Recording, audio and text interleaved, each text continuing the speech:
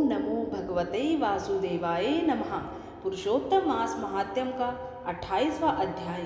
इससे पहले के अध्याय में देवदेव नारायण कर्दय नाम के कुबुद्धि ब्राह्मण की कथा सुना रहे हैं, जिसने कभी भी कुछ भी पुण्य कर्म नहीं किया, ना तो कभी दान किया, ना अग्नि में आहुति दी, ना हिमालय की गुफा में जाकर तपस्या की, मकर की सूर्य होने पर माघ मास में न गंगा के जल का सेवन किया, पुरुषोत्तम मास के अंत में 3 दिन उपवास भी नहीं किया और कार्तिक मास में तारागण के रहते प्रातः स्नान नहीं किया, सिर्फ पाप कर्म ही किए, जिसके कारण यमराज ने उसे 1000 बार वानर योनि में जाने का फल दिया।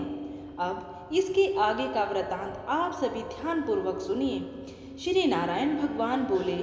चित्रगुप्त धर्मराज के वचन को सुनकर अपने योद्धाओं से बोले, यह कदर्य पहले बहुत समय तक अत्यंत लोभ से ग्रस्त हुआ, बाद में चोरी करना शुरू किया, इसलिए यह प्रथम प्रेत शरीर को प्राप्त कर बाद में वानर शरीर में जाए, तब हम इसको बहुत सी नरक यातना देंगे। हे भट लोग, धर्मराज के ग्रह में यही क्रम श्रेष्ठ है। इस प्रकार चित्रगुप्त से आज्ञा प्राप्त होने पर भयंकर भट्ट लोगों ने चित्रगुप्त की आज्ञा अनुसार शीघ्र वैसा ही किया और उस ब्राह्मण को पीटते हुए प्रथम प्रेत शरीर में करके फल रहित वन में रखा। वह ब्राह्मण प्रेत योनि को प्राप्त कर उस निर्जन गहन वन में क्षुधा तृषा से अत्यंत व्याकुल होकर भ्रमण करने लगा। प्रेत योनि में होने वाले दुख को भोग कर बाद में फलों की चोरी करने से होने वाली वानर योनि को गया। सुंदर शीतल जल और छाया तथा फल पुष्प से युक्त जम्बूखंड के मनोहर सुंदर कालंजोर पर्वत पर वहां इंद्र से बनाया हुआ उत्तम कुंड है। मानसरोवर के समान पवित्र सतपुरुषों से सेवित पापों का नाश करने वाला, देवताओं को भी दुर्लभ मृग तीर्थ नाम से प्रसिद्ध था, जिसमें श्राद्ध करने से पितृलोक सदगति को चले जाते हैं। वहां पर देवता लोग दैत्यों के भय से मृग होकर निरंतर निर्भय स्नान करने लगे, इसलिए विद्वान लोग उस कुंड को मृग तीर्थ कहते हैं। मनुष्य शरीर को प्राप्त कर यह ब्राह्मण वहां पर फलों की चोरी करने के पाप से प्रथम वानर शरीर को प्राप्त हुआ। नारद मुनि बोले, त्रिलोक्य को पवित्र करने वाले रमणीय मृग तीर्थ में पाप कोटि से युक्त वह दुष्ट वानर कैसे वास करता हुआ? हे नाथ, हे तपोधन, मेरे मन के संदेह को काटो, क्योंकि आपके समान गुरुजनों का अपने शिष्यों के विषय में कभी भी गोप्य नहीं होता है। सूत जी बोले, हे विप्र लोग, इस प्रकार नारद मुनि से प्रेरित होने पर अत्यंत प्रसन्न तपोनिधि श्री नारायण भगवान नारद मुनि का सत्कार करते हुए बोले, कोई चित्रकुंडल नाम का महान वैश्य था। पतिव्रत धर्म में परायणा तारका नाम की उस वैश्य की स्त्री थी। उन दोनों ने भक्ति से पवित्र श्री पुरुषोत्तम मास का व्रत किया। जब श्री पुरुषोत्तम मास का व्रत करते उन दोनों का श्री पुरुषोत्तम मास बीत गया। अंतिम वाले दिन के आने पर स्त्री के साथ हर्ष से युक्त श्रद्धा पूर्वक चित्रकुंडल ने उद्यापन किया। पुरुषोत्तम मास के उद्यापन विधि करने के लिए वेद और वेदांग को जानने वाले गुणी स्त्री सहित ब्राह्मणों को बुलाया। हे नारद, वहां पर धन के लोभ से कर्दर्य भी आया।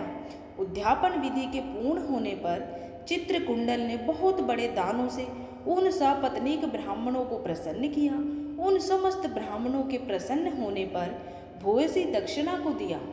उस दी हुई भूयसी दक्षिणा से प्रसन्न अन्य सब ब्राह्मण गृह को गए, परंतु अत्यंत लोभी कदर्य उस वैश्य चित्रकुंडल के सामने रोता हुआ खड़ा हो गया और विनय से नम्र होकर गदगद वाणी से बोला, हे चित्रकुंडल, हे वैश्येश, हे भगवत भक्ति के सूर्य, आपने पुरुषोत्तम मास का व्रत विधि से अच्छी तरह किया। इस तरह पृथ्वी तल में कहीं पर किसी ने नहीं किया। आप कृतार्थ हो, सर्वथा भाग्यवान हो, जो तुमने परम भक्ति से पुरुषोत्तम भगवान का सेवन किया। तुम्हारे पिता धन्य हैं और तुम्हारी पतिव्रता माता धन्य है, जिन दोनों ने तुम्हारे समान हरि वल्लभ पुत्र को पैदा किया। यह पुरुषोत्तम मास धन्य से भी धन्य है, जिसके सेवन से मनुष्य इस लोक के और परलोक के फल को प्राप्त करता है। हे विंशाप्ते, तुम्हारी इस पूजा को देखकर मैं चकित हो गया अहो, तुमने बहुत बड़ा काम किया, इसमें संदेह नहीं है। हर्ष से दूसरे ब्राह्मणों को भी बहुत सा धन दिया। हे बुरीद, भाग्यहीन मेरे लिए क्यों नहीं देते हो? इस प्रकार कदर्य के कहने पर चित्रकुंडल वैश्य ने कदर्य को धन दिया। कदर्य ने धन को लेकर प्रसन्नता से उसको जमीन में गाड़ दिया। वहां पर कदर्य ने श्री पुरुषोत्तम की बड़ी पूजा देखी और धन के लोभ से पुरुषोत्तम मास की प्रशंसा की। पूजा के दर्शन महात्म्य से और पुरुषोत्तम भगवान की स्तुति से तथा धन का लोभ होने पर भी मृग तीर्थ को आया। सूत जी बोले, दर्शन से स्तुति से धन के लोभ करने से भी दुष्ट वानर को उत्तम तीर्थ का सेवन हुआ। हे द्विज लोग, श्रद्धा से आदर पूर्वक पुरुषोत्तम देव के दर्शन और स्तुति में तत्पर सपत्नीक के पुण्य का क्या कहना है? नारद मुनि बोले, हे ब्रह्मांड, सुंदर वृक्षों से सुशोभित सुंदर शीतल जल वाले मनोहर घनी छाया वाले वन में उसके रहने का कारण क्या है, सो आप कहिए। श्री नारायण भगवान बोले, हे नारद, हे अनग, तुम सुनो। सुनने की इच्छा करने वाले तुमको मैं कहूँगा। इसमें कुछ कारण है जिसके श्रवण से पापों का नाश हो जाता है। जब समस्त अर्थ और फलों के दाता दशरथ के पुत्र श्री रामचंद्र जी ने समुद्र में सेतु बांधकर दुष्ट रावण का नाश किया, उन श्री रामचंद्र जी ने विभीषण को छोड़कर बाकी समस्त राक्षसों का वध किया, किसी को नहीं छोड़ा। अग्नि में परीक्षा कर सीता को ग्रहण किया। ब्रह्मा, शंकर, इंद्र आदि देवता रावण के वध से प्रसन्न होकर बोले कि हे राम, तुम वर को मांगो। ऐसा कहने पर भक्तों को अभय करने वाले श्री रामचंद्र बोले, हे देवता लोग, यदि इस समय वरदान देना है तो सुनो। यहाँ पर राक्षसों से सूर वानर मारे गए हैं, उनको हमारी आज्ञा से अमृत वृष्टि कर शीघ्र जिला दो। तथास्तु। यह कहकर ब्रह्मा, शंकर, इंद्र आदि देवताओं ने अमृत की वृष्टि करके वानरों को जिला दिया। तदंतर वे जयशाली समस्त वानर जीवित हो गए और चिरकाल तक शयन कर उठे हुए के समान देखने में आए। रामचंद्र चारों तरफ बैठे हुए समस्त वानरों के साथ पुष्पक विमान पर सवार होकर प्रसन्न मुख कमल वाले सपत्नीक रामचंद्र जी बोले। श्री रामचंद्र जी बोले, हे सुग्रीव, हे हनुमंत, हे तारात्मज, हे जामवान, वानरों के साथ आप लोगों ने मित्र का समस्त कार्य किया। आप लोग उन वानरों को आज्ञा दो जिसमें यहाँ से आप लोगों की आज्ञा पाकर वानर अपनी अपनी इच्छा अनुसार जंगलों में जाएं। हमारे ये दीर्घजीवी वानर जहाँ जहाँ वास करे वहाँ के वृक्ष पुष्प फलों से युक्त हो जाए, नदी मीठे जल वाली हो, शीतल जल वाले सुंदर तालाब हो, इनको कोई भी मना नहीं करे। हमारी आशा से समस्त वानर जाएं। इसलिए श्री रामचंद्र के प्रभाव से जहाँ वानर जाति के लोग वास करते हैं वहाँ वन में मीठे जल वाली नदी और सुंदर तालाब होते हैं। पुष्प पत्र से युक्त सुंदर फल वाले बहुत से वृक्ष हैं, परंतु अदृष्ट से होने वाले पूर्व जन्म के सुख दुख जहाँ जहाँ प्राणी निवास करता है वहाँ वहाँ अवश्य जाते हैं, क्योंकि बिना भोगे कर्म का नाश नहीं है। ऐसी वेद की आज्ञा है। श्री नारायण भगवान बोले, फिर वहाँ पर यह लालची वानर पर्वत के समान बढ़ता हुआ भूख प्यास से युक्त पीड़ित वन में विचरण करने लगा। उसके मुख में पित्त के प्रकोप से पीड़ा उत्पन्न हुई, जो उसका जन्म का रोग था। जिस पीड़ा से मुख के घाव से दिन रात रुधिर बहा करता है, अत्यंत पीड़ा के कारण कुछ भी भोजन नहीं कर सकता था और वह वानर चंचलता वश वृक्षों में से उत्तम फलों को तोड़कर मुख के पास ले जाकर बहुत से फलों को जमीन में गिरा दिया करता था। वहाँ वानर पीड़ा के कारण कहीं भी एक स्थान पर बैठने में असमर्थ था। एक वृक्ष से दूसरे वृक्ष पर जाता हुआ मृत्यु को सुख देने वाला मानने लगा। किसी समय पृथ्वी पर गिर पड़ा और अत्यंत दुखित हो विलाप करने लगा। शरीर के टूट जाने से जलहीन मछली के समान तड़फता हुआ रोदन करने लगा। शिथिल शरीर वाला, गलित मुख वाला वह वानर भूख प्यास से पीड़ित हो गया। उसके समस्त दांत मुख रोग से पीड़ित होकर गिर गए। पूर्व जन्म के कृत पाप से इस तरह दुख को प्राप्त हुआ। इस प्रकार नित्य प्रति निराहार रहते हुए वानर को देव योग से श्री पुरुषोत्तम मास आया। उस पुरुषोत्तम मास में भी उसी प्रकार शीत वात आदि से पीड़ित रहा।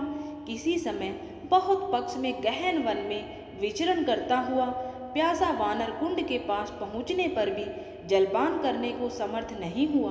भूख से युक्त भी चपलता से वहां ऊंचे वृक्ष के ऊपर चढ़ गया। एक वृक्ष से दूसरे वृक्ष पर जाते हुए उसके बीच में एक कुंड आ पड़ा। बहुत दिनों से निराहार, शिथिल इंद्रिय और जर्जर शरीर वाला, निर्बल स्थिर प्राण वाला कुंड के तट भाग में आया। इस प्रकार 10वीं तिथि से 4 दिन तक वानर को श्री पुरुषोत्तम मास में उस कुंड में लोटपोट करते बीत गए। 5वें दिन के आने पर मध्याह्न काल में उस तीर्थ में जल से भीगा शरीर वाला वानर प्राण से रहित होकर गिर गया और वह उस देह को त्याग कर पापों से रहित होकर तत्काल दिव्य आभूषणों से भूषित दिव्य देह को प्राप्त किया, जो कि नीलकमल के दल के समान श्याम वरण, करोड़ों कामदेव के समान सुंदर चमकते हुए रत्नों से जडित किरीट आधारी, सुंदर शोभमान मत्स्य कुंडल वाला, शोभमान पवित्र पित वस्त्रधारी, कमर में रत्नों से जटित मेखला वाला, शोभमान बाजूबंद, कंकण, अंगूठी, हार से शोभित, नील वर्ण के टेढ़े चिकने बालों से आवर्त सुंदर मुख था। उसी समय शीघ्र वहां वैष्णव से युक्त विमान आया, जिसमें भैरी, मृदंग, पटहा, वेणु, वीणा का महान शब्द हो रहा है और देवांगनाओं का नाच हो रहा है। गंधर्व किन्नर के सुंदर गान हो रहे हैं। ऐसे उस विमान को महाभाग दिव्य देहधारी वानर देखकर अत्यंत विस्मय को प्राप्त हो कहने लगा कि पातकी, मेरे को यह सुख कैसे हुआ? यह विमान सुख बड़े पुण्य आत्मा को ही होना उचित है। इसके बाद कोई देवांगना उसके ऊपर चंद्रमा के समान श्वेत छत्र को धारण करती हुई, कोई 2 अप्सराएं हर्ष से उसको दोनों तरफ चामर को डुला रही है, कोई पान हाथ में लिए खड़ी है और उसके सामने अप्सराएं नाच कर रही हैं, कोई गंगा जल से भरी हुई झारी को लिए खड़ी है, कोई उसके सामने खड़ी गाने बजाने में तत्पर है। इस प्रकार उस वैभव को देखकर चित्र में बने हुए के समान निश्चल हो गया। यह क्या है?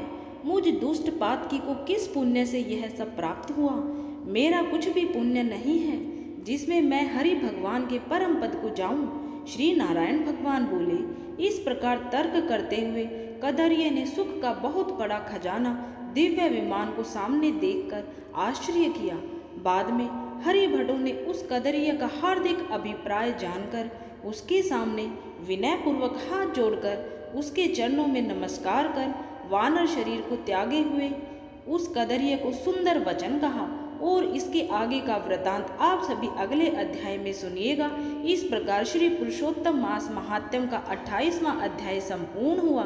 बोले श्री हरि नारायण भगवान की जय। ओम नमो भगवते वासुदेवाय नमः।